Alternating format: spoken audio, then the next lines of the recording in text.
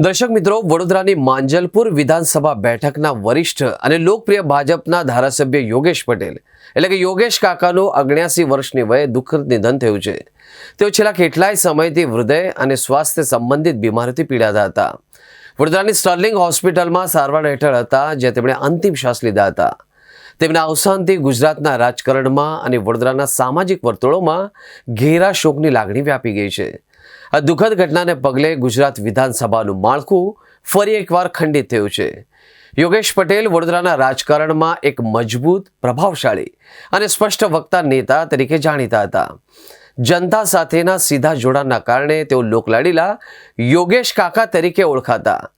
8 term અને 36 વર્ષ તેઓ સતત 8 વખત ધારાસભ્ય તરીકે ચૂંટાઈ આવ્યા હતા અને 36 વર્ષ સુધી ધારાસભ્ય પદે રહીને જનતાની સેવા કરી હતી.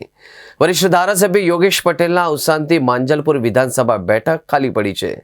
તેમના નિધનથી ગુજરાતના રાજકારણને એક અનુભવી, પાયાના અને જનહિત માટે સદાય તત્પર રહેતા પાયાના નેતા ગુમાવ્યા છે. યોગેશ કાકા પોતાની સરકારમાં પણ પ્રજાના પ્રશ્નો માટે અવાજ ઉઠાવવા ક્યારે અચકાતા નહોતા. વડોદરાના સ્થાનિક પ્રશ્નો કે ભ્રષ્ટાચાર સામે તેઓ હંમેશા નિડરતાથી બોલતા. રાજકારણની સાથે તેઓ ધાર્મિક પ્રવૃત્તિઓમાં પણ અગ્રેસર હતા. વડોદરા શહેરના સુરસાગર તળાવની મધ્યમાં સ્થાપિત સર્વેશ્વર મહાદેવની ભવ્ય સુવર્ણ જડિત મૂર્તિના નિર્માણમાં અને શિવજીની ભવ્ય સવારી, નવરાત્રિ અને શિવરાત્રિના ઉત્સવના આયોજનમાં તેમનો સિંહ ફાળો હતો.